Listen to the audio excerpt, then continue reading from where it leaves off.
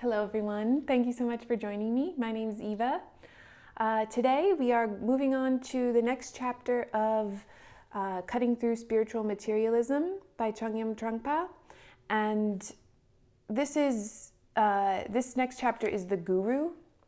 And if you've been following me or watching my videos for any length of time, I think in every single video we touch upon allowing everything to be your spiritual teacher. Every interaction you have with every being, every thought that you have, every circumstance you're in,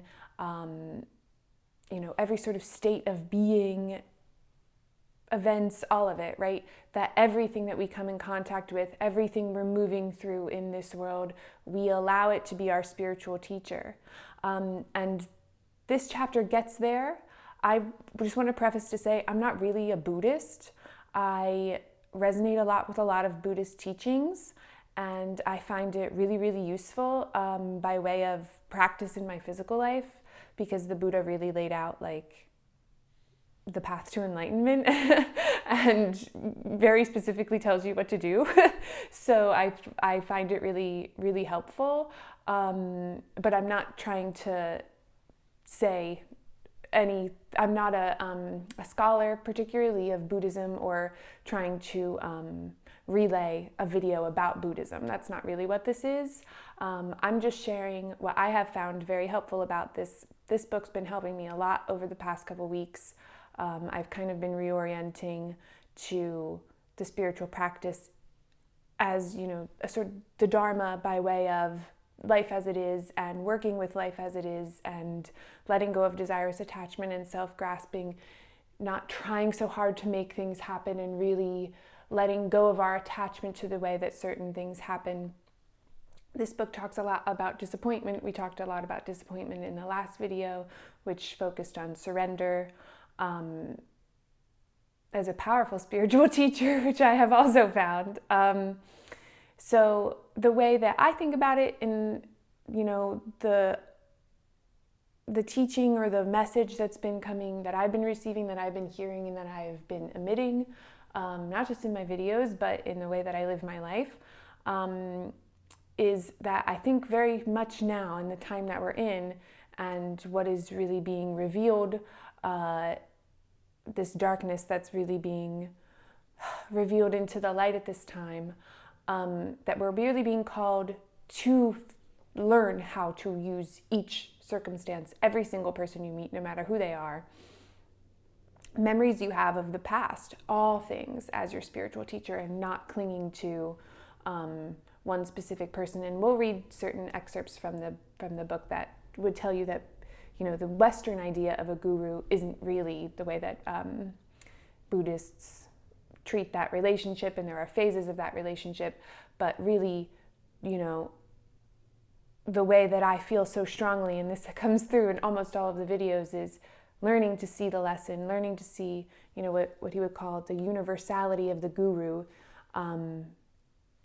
or also the way we phrase it sometimes is to hear the voice for God in all things. It is only that voice that we would hear.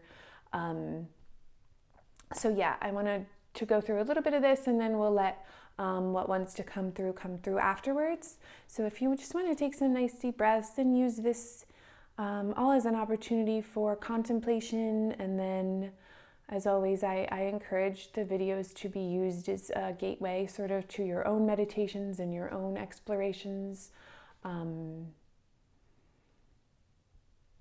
It's just centering yourself.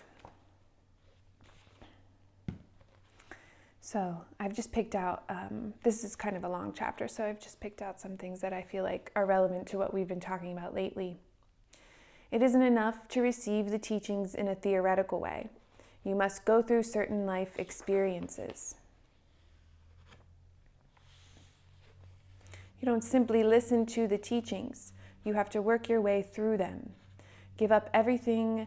This is talking specifically about, in this chapter, the author goes through a few guru-teacher, guru-student relationships that are the foundational people of this tradition of Buddhism. But He did not simply listen to the teachings as before. He had to work his way through them. He had to give up everything he had, not just his material possessions, but whatever he was holding back in his mind had to go.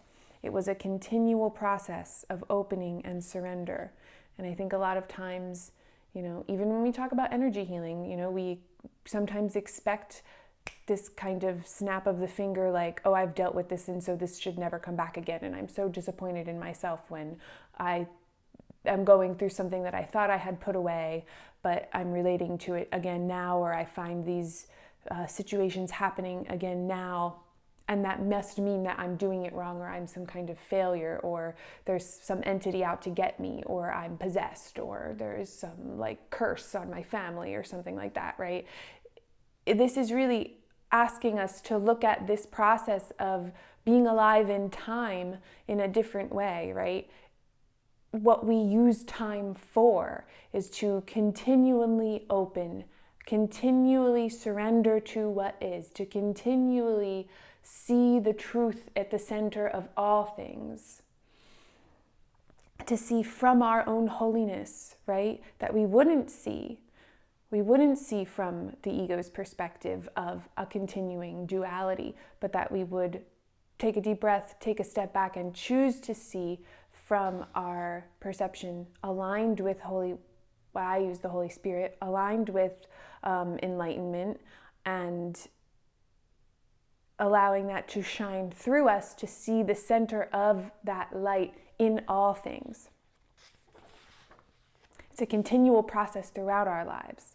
We practice so that we can hold that awareness more and more, but it's not really to beat ourselves up if we encounter something that makes us angry and then we think, oh my God, I should never get angry about this ever again. That's the ego coming in to judge yourself for that. The practice would really to be just direct your mind elsewhere and direct your mind to open to spirit, open to listening to the voice, and to choose to see it again differently, to choose to see that situation differently, and to occupy more of your awareness to the teaching such that you become the teaching, that's what's always in your awareness is the teaching. You align with the teaching, you become the teaching. He says, I am afraid the word guru is overused in the West.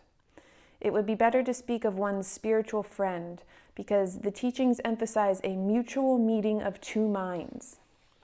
It is a matter of mutual communication rather than a master-servant relationship between a highly evolved being and a miserable, confused one. And I think this is really important in modern spiritual practice, especially with the way that a lot of people relate to what they think are higher consciousness beings or deities. I was listening to the first couple chapters of the Course in Miracles this morning, just in the background as I was working, and the Christ mind coming through that says, it's worship among equals is inappropriate. Awe among equals is an inappropriate response. The way we relate to other beings is really, really important. The way, if you continue to prostrate yourself as something lower, you're not seeing from your own holiness, and then you're kind of missing the point of the practice of freedom. If you're going to make friends with your spiritual master, you must make friends simply, openly, so that the communication takes place between equals rather than trying to win the master over to you. In order to be accepted by your guru as friend, you have to open yourself completely. And in order that you might open, you will probably have to undergo tests by your spiritual friend and by life situations in general, all of these tests taking the form of disappointment. At some stage, you will doubt that your spiritual friend has any feeling, any emotion toward you at all. This is dealing with your own hypocrisy. The hypocrisy, the pretense, and basic twist of ego is extremely hard. It has a very thick skin. We tend to wear suits of armor, one over the other. This hypocrisy is so dense and multi-leveled that as soon as we remove one layer of our suit of armor, we find another beneath it. We hope we will not have to completely undress. We hope that stripping off only a few layers will make us presentable. Then we appear in our new suit of armor with such an ingratiating face. But our spiritual friend does not wear any armor at all. He is a naked person. Compared with his nakedness, we are wearing cement. Our armor is so thick that our friend cannot feel the texture of our skin, our bodies. He cannot see our faces properly. There are many stories of teacher-student relationships in the past in which the student had to make long journeys and endure many hardships until his fascination and impulses began to wear out. This seems to be the point. The impulse of searching for something is, in itself, a hang-up. When this impulse begins to wear out, then our fundamental basic nakedness begins to appear, and the meeting of the two minds begins to take place. So there's a couple things here that are sort of coming through for commentary and maybe a little bit of work coming through, a little code coming through.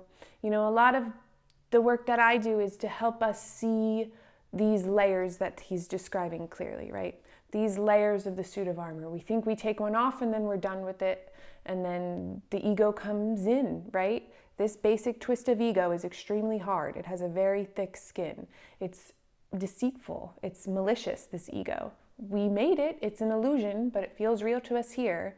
And so the work is to assist in seeing where we're still holding defenses against the truth, against this opening, against the surrender, where we're still attaching to an ideal outside of ourselves, where we're still attaching to a fascination with a spiritual idea or another being, whether it be a human being who is living a life that we would like to live or has perceive or apparent gifts that we would also like to develop or reveal from within ourselves, whether it be a deity of some kind, whether it be a light being of some kind. You know, we want to know more, we want to be a part of that, we feel resonance with it, and so we want to learn all of these information and facts about it, we want to read all about it, we want to get more information from other people, we want to, you know, experience initiations, experience activations, experience downloads.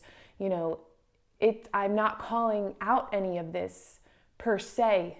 It's not a judgment, but it is to say, if you are still very consumed with that, that is still a process of shedding, that you are going to be called by spirit, by the voice of the guru, to see more clearly in yourself that you are still doing that dance, right? That's a dance that you're still doing.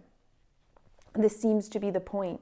The impulse of searching for something is in itself a hang-up. We've made that a thing outside of ourselves now, right? You know, then the search becomes the point. The journey becomes the point. We become obsessed with healing, not allowing ourselves to be healed, not allowing the healing to be.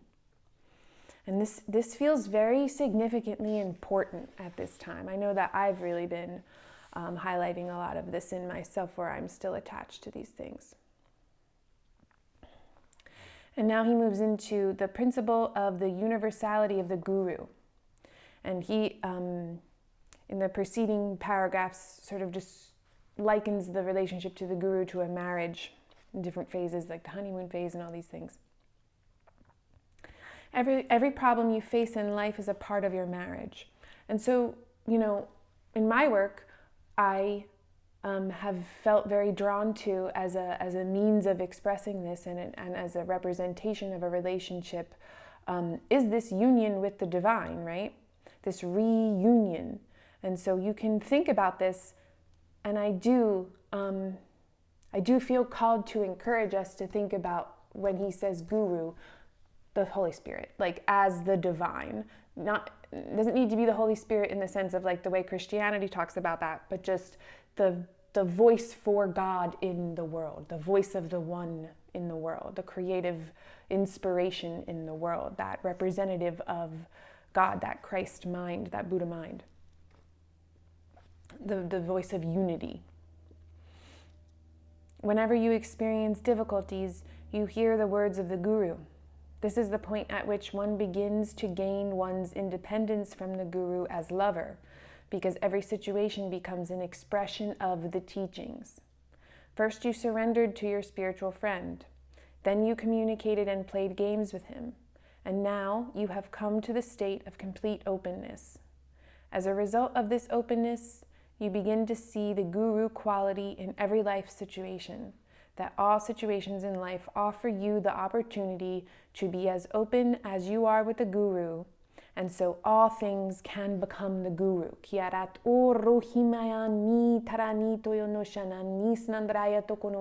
That we would not search for specific circumstances to learn specific lessons, that you allow whatever is happening in your life to be the teacher.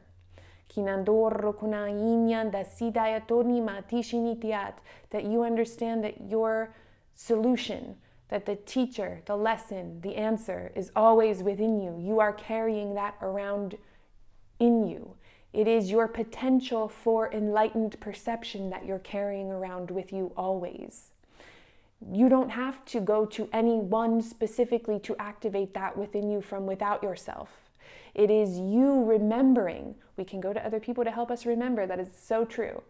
But it is to help us remember, to understand that we walk side by side as equals to help each other remember. No one has a power outside of what you have. Everyone carries equal potential within them. No one bestows it upon you without you already having it within yourself. It's not being bestowed upon you. It is you shedding all the nonsense that you believe around you not already being it. That is the work.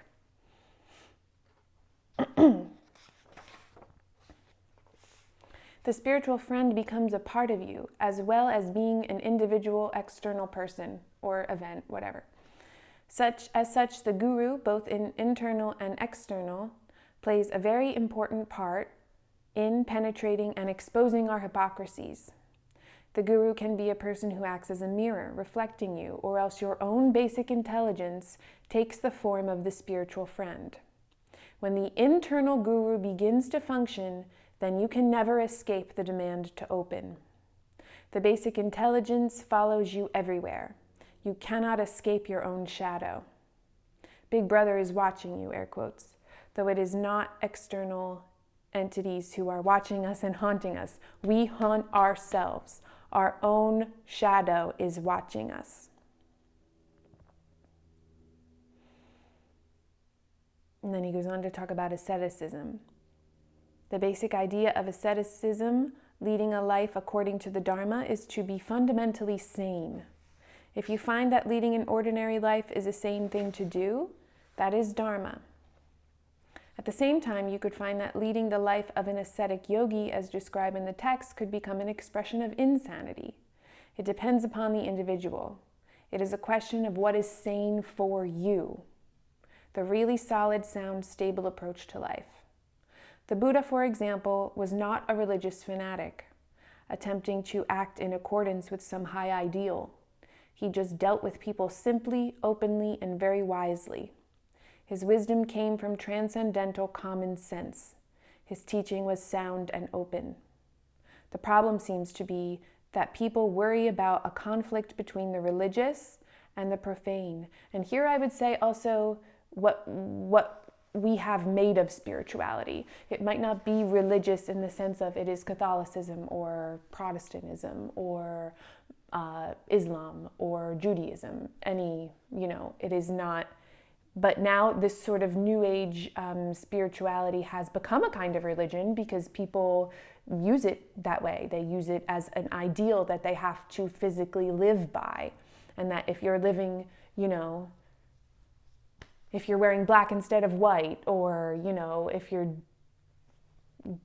going into some circumstance that they would deem dirty or not where you belong, or if you're doing something, or if something, air quotes, bad happens to you, that now you're like living out of accordance with the teaching and somebody's after you, or you've, exposed something horrible within yourself. that's the same as the way that violence and tyrannical religions are used. It's just wearing a different face.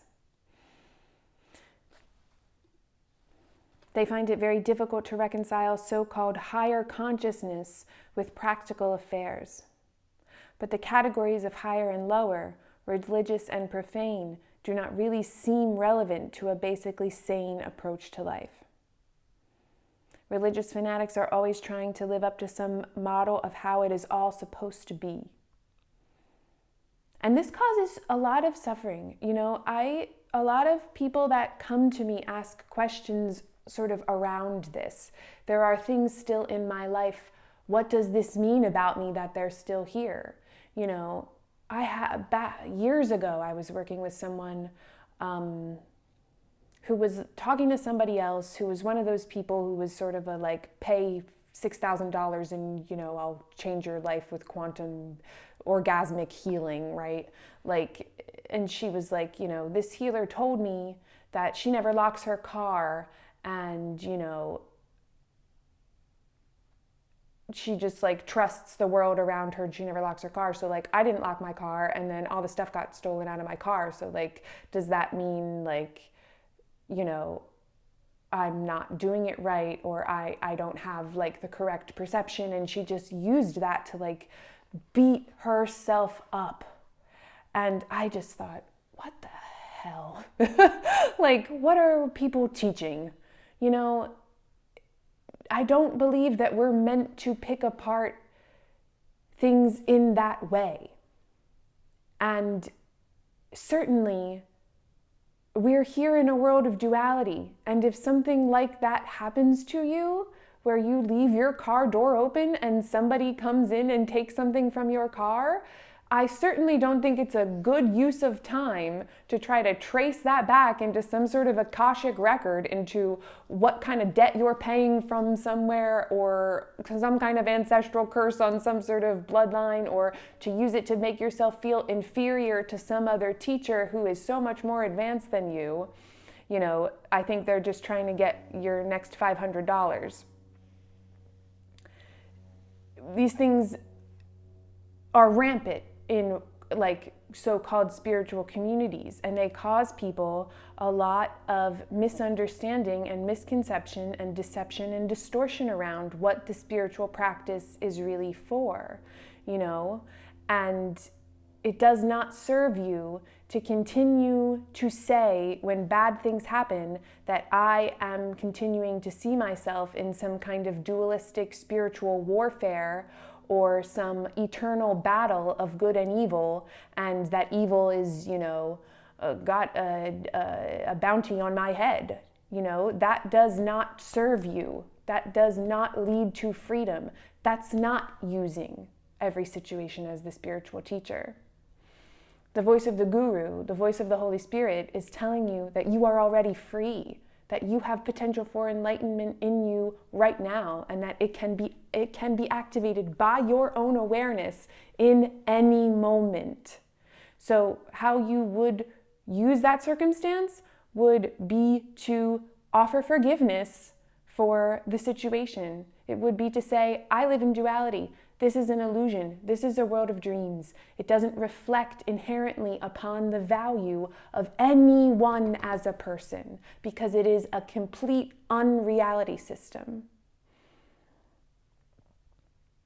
And I think this is just going to get louder and louder in the spiritual, air quotes spiritual, in whatever is happening, in spiritual commodity, that is, I just think, a really harmful practice. And it's based in a moralistic good and bad, that I would say that the Guru, the voice of the Guru, the voice of the Holy Spirit, is asking you to see from without. It's asking you to see the battlefield from above, so that you can really see, if you did react in such a way that this means I'm a bad person and I'm paying for something, that is a hypocrisy that you hold. That is a false belief that you hold. And it's a hypocrisy because you're holding a belief that is against the truth of your nature. You say that you are searching for freedom. You say that you're searching for enlightenment. You say that you're searching to, hold as much awareness as you can of the eternity of beingness in this moment, of the infinite potentiality of a quantum field. And yet you're still holding yourself back from what a being of that infinite potentiality would really mean, what it would really mean to be free of a structure where you saw yourself as opposed to something else.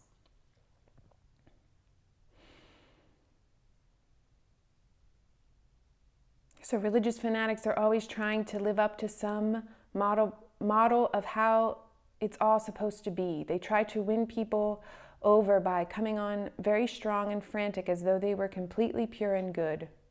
But I think that attempting to prove that you are good indicates some fear of some kind.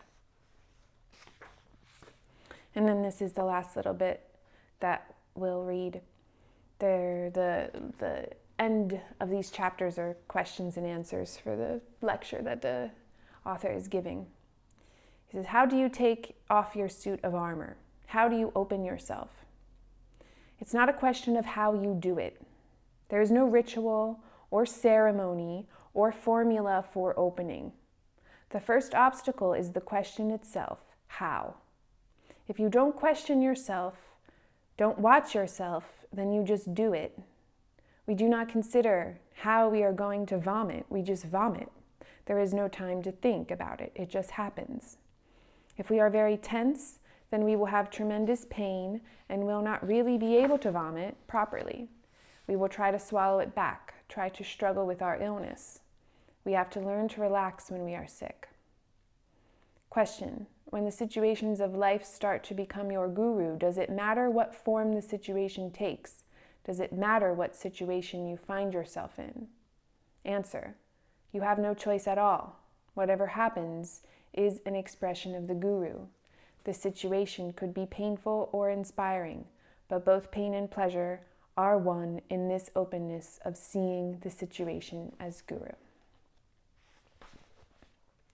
So I think because this has already gone almost a half hour, that I'm going to end this here and this little conversation, and then I'm going to record another video that I think focuses just on these last two questions, and then we're going to open it up to the field for a transmission that helps us connect more deeply to these ideas within ourselves, opening contemplation within ourselves, sort of dislodging any of this hypocrisy that is tightly bound to us as part of our identity, as part of our seeking for things outside of ourselves, and to release judgment around it, to release reactions, and to release any sort of anger at injustice we might see, judgments that we might have of others. I'm still very much working with this because I've seen what I have thought is pretty damaging behavior by a lot of people who would call themselves healers,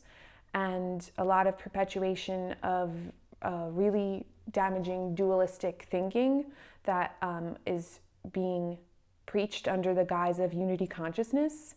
And I know that it's still an ego response, that I react that way to it. And so I am also trying to open and release and let it be as it is, and just to offer love and see the light of the truth at the center of their being.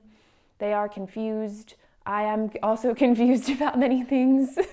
I am also walking on the path to remembering and to revelation and to unity. And I offer this work the way that I do because I think it's really powerful when we do it together. And so I hope that this was helpful to you, and I would be interested in what you guys have to say as well. So thank you for joining me, and if you want to move into a little healing, sort of helping us with this idea of how, that we would let go of asking how, and that we would let go of trying to control situations in which we would learn certain lessons, then I will link that. I'll put it in the little, I don't know what side it's going to show up on. I'll put it on the little side thing so you can click in and move on now, or if you want to do that later. So thank you all very much, and I will see you over there.